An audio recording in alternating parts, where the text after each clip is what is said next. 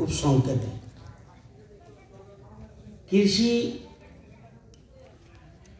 কৃষি ও কৃষি কল্যাণ দপ্তর এবং কেবিকে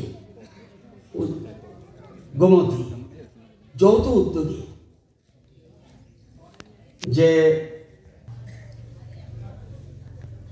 এখানে মঞ্চে রয়েছেন এ এলাকার জনপ্রিয় বিধায়ক রঞ্জিত দাস মহোদয়, রয়েছেন সঞ্জয় মানিক ত্রিপুরা বিধায়ক, করবুক বিধানসভার জনপ্রিয় বিধায়ক, রয়েছেন চেয়ারম্যান বিএসি রবীন্দ্র জমাতিয়া মহোদয়, সভাপতিত্ব করছেন Suchitra Das, chairperson Amarpur block panchayat samiti, Bikash Saha, chairman Amarpur Nagar panchayat, Dipak Das, director horticulture, Pradip Baran Roy, member MC এবং ফার্মার্স ক্লাবের স্টেট প্রেসিডেন্ট, রয়েছেন Krishnadhan Saha, DDA agriculture, Randip Sharma, senior scientist, কেবিকে গোমতী অ্যান্ড হিজ টিম, কৃষি দপ্তরের আধিকারিকবৃন্দ, প্রিয় অন্নদাতা কৃষক বন্ধুরা, সাংবাদিক বন্ধুগণ, সবাইকে স্বাগত। আপনারা জানেন যে কেবিকে এটা হলো সেন্ট্রাল গভর্নমেন্টের একটা কার্যালয়, কৃষি দপ্তরের কৃষি বিজ্ঞান কেন্দ্র। আবার রাজ্য সরকারের রয়েছে কৃষক বন্ধু কেন্দ্র, এসএ অফিস, সেক্টর অফিস,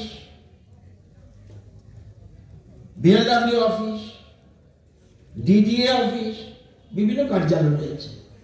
আবার কেন্দ্রীয় সরকারও এই রাজ্যকে দেখার জন্য আধুনিক বিজ্ঞান পদ্ধতিতে যাতে কৃষি কাজ করা যায় এই জন্য কেবিকে, এবং তাদের উদ্যোগী মূলত আজকের এই সভা। মনে রাখবেন, গ্রাম আমাদের শক্তি। গ্রাম, গরিব, কৃষক আমাদের প্রায়োরিটি সেক্টর। সবচেয়ে বেশি আমরা গুরুত্ব দিই গরিবকে, সবচেয়ে বেশি গুরুত্ব দিই কৃষকদের, এবং আমরা গুরুত্ব দিই গ্রামকে। গ্রাম যদি না উঠে আসে তাহলে সবকা সাথ সবকা বিকাশ হবে না, এটা মনে রাখতে হবে। এবং একটু আগে আপনাদের বিধায়ক বলেছেন যে আপনারা অন্নদাতা, আপনাদের আমাদের দেশে কত মানুষ আছে? 140 কোটি। কৃষক কতজন? 20 কোটি। 140 কোটি মানুষের খাওয়া দাওয়া কারা যোগায়? 20 কোটি। আমাদের ত্রিপুরাতে কত লোক? 42 লক্ষ। তাদের অন্ন এবং খাদ্য যোগায় কারা?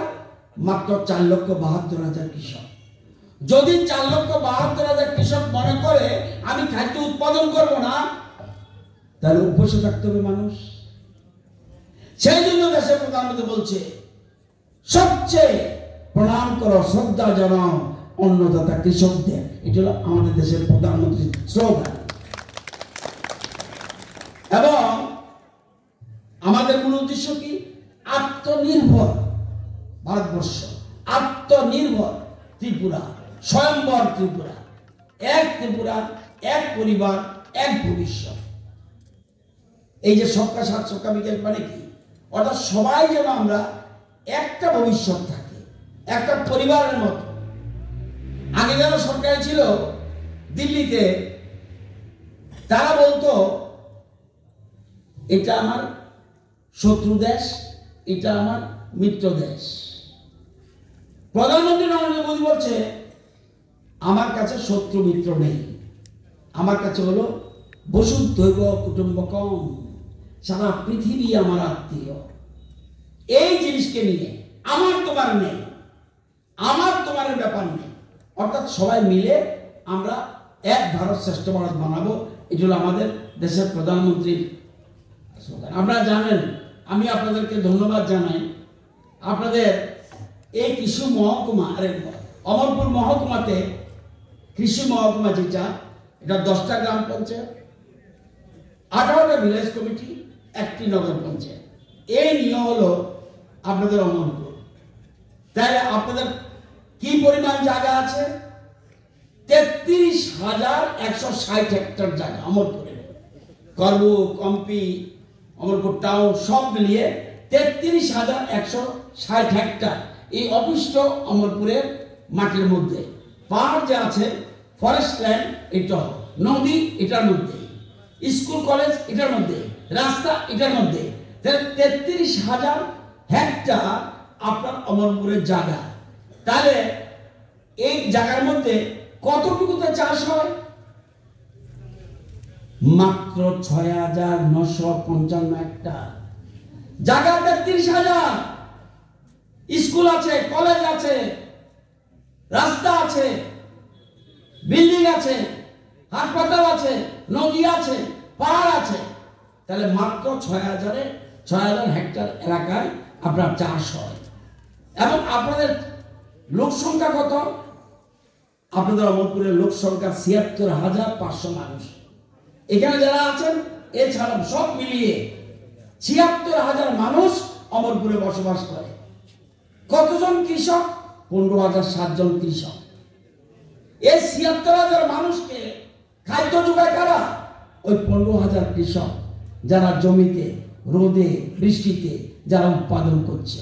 এখানে দেখে আসলাম সুন্দর আলু, কোমর বা অন্যান্য সিম, সবজি কারা উৎপাদন করছে? ওই 15,007 জন কৃষক। এবং এই 33,000 হেক্টর জায়গার মধ্যে মাত্র 6,000 হেক্টরে চাষ হয়। তাহলে কিভাবে হবে? ওইটার জন্য কেবিকে, এর জন্য কৃষি দপ্তর আধুনিক পদ্ধতিতে, বিজ্ঞান ভিত্তিক পদ্ধতিতে চাষ করতে হবে, নতুবা আপনি প্রোডাকশন করতে পারবেন না। এই 76,000 মানুষের কতটুকু চাল লাগে?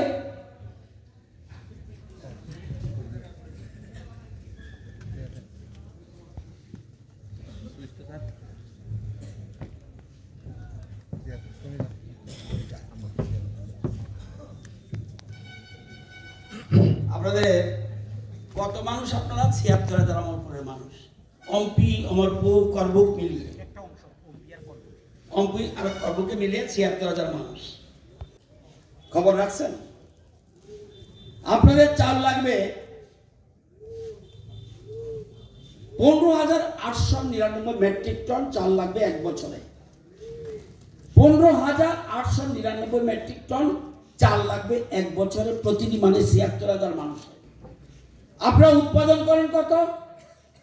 21,829 মেট্রিক টন। আপনার উদ্বৃত্ত, সেই জন্য আপনারা আত্মনির্ভর। আপনাদেরকে আমি প্রণাম জানাই যে এই 76,000 মানুষকে আপনারা 3 বেলা ভাত খাওয়াচ্ছেন। আর আরো অন্যান্য শাকসবজি কি আমাদের এই এলাকার কোমল বলেন, ফুলকপি বলেন, সিম বলেন, বরবটি বলেন, অন্যান্য খাদ্যশস্য যেটা, এটা 17,281 মেট্রিক টন লাগে। উৎপাদন করছেন কত? 22,980 মেট্রিক টন, 5,600 মেট্রিক টন উদ্বৃত্ত। আপনারা বলতে পারেন, ওই যে স্বামীজি বলছে, স্বামী বিবেকানন্দ, যে পৃথিবীর সমস্ত সম্পদ, সব টাকা যদি দেওয়া হয়, একটা জায়গায় দেওয়া হয়, তাহলেও পর্যাপ্ত হবে না যদি মানুষ আত্মনির্ভর না করা যায়। এই জন্যই দেশের প্রধানমন্ত্রী স্বামীজিকে লক্ষ্য করে, স্বামীজির আদর্শ অনুপ্রেরিত সারা বিশ্বে এখন স্বামী বিবেকানন্দের আদর্শ চলছে। কারণ আত্মনির্ভর বানাতে হবে, নিজের রোজগার নিজে করতে হবে। আমাদের দেশের প্রধানমন্ত্রী ঘরে ঘরে রোজগার, ঘরে ঘরে রোজগার। এটা এই জন্য আমাদের কৃষির ক্ষেত্রে আমরা আজকে আপনারা উদ্বৃত্ত, মানে গোমতী এমনি সমস্ত জেলাটাই উদ্বৃত্ত। তারপরে অমরপুরের মানুষ, আপনারা যদি কেউ যদি মনে করে অন্য জায়গাতে চাল আসতে হবে, চাল আসার দরকার নেই। কারণ আপনাদের চাল আপনারা উৎপাদন করেন, আপনাদের সবজি আপনারা উৎপাদন করেন, বরঞ্চ সারপ্লাস অন্য জায়গায় আপনারা পাঠাতে পারেন। তো আমি যেটা বলছিলাম যে আধুনিক পদ্ধতির চাষ খুব ইম্পর্টেন্ট, মনে রাখবেন। এখন আগের মতো গরু দিয়া চাষ করে কেনা কেনা দেখি, হাত উঠান তো দেখি, কেউ করাননি, আমি দেখতে আসি না। আমরা গরু দিয়া চাষ করে কে কে নাই? তাইলে কি আগে কি করতাম আমরা? আমি যখন ছোট্ট ছিলাম, গরু তি তি তি তি তি তি তি করতো। এখন আসেনি আধুনিক কৃষি যন্ত্রপাতি। 55% আমরা 100% দিতে পারি নাই। 55% কৃষি যন্ত্রপাতি আমরা বিতরণ করেছি। আমেরিকাতে 95%, চীন আমাদের থেকে একটু কম। কৃষি যন্ত্রপাতি দেশের প্রধানমন্ত্রী নরেন্দ্র মোদী দায়িত্ব নেওয়ার পরে প্রচুর পরিমাণে কৃষি যন্ত্রপাতি দিচ্ছি আমরা জানেন। এখন জমি করতে কি লাগে? এখন তো গরু নাই, তাহলে কি ট্রাক্টর অথবা পাওয়ার টিলার। এবার চারা রোয়া দিমু, রোয়ার লোক পাইবেন নি আপনি? সব তো বাবু হয়ে গেছে গিয়া।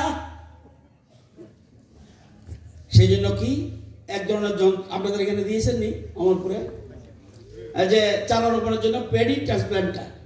ওই যে চারা আছে যেটা আমরা জ্বালা কই, অনেকে আপনারা কি কোন জানি না, মেশিনের মধ্যে আলি মেশিনের মধ্যে বয় দিবেন, এমনি চালাইবেন, একটা একটা করে ধান পড়ে যাবো গা। যদি 2টা মনে করেন 2টা পড়বো, 3টা মনে করলে 3টা পড়বো। একসাথে 1 ঘন্টার মধ্যে আপনি কয়েক কানি জমি রোয়া লাগা নিতে পারবেন। এটা হলো পেডি ট্রান্সপ্লান্টার। এবং নিড়ানি, এটার জন্য পাওয়ার উইডার, রোগ পোকা মারার জন্য পাওয়ার স্প্রেয়ার, ধান কাটার জন্য পেডি রিপার, এবং ধান মারার জন্য আগে কেমনে মারাইতেন? উঠানের মধ্যে একটা কুড়া দিতেন, গরু দিয়া তার এমনি ছিঁড়া দিতেন, তার ঘুরে ঘুরে তিতি তিতি করতেন। এখন আসেনি এটা,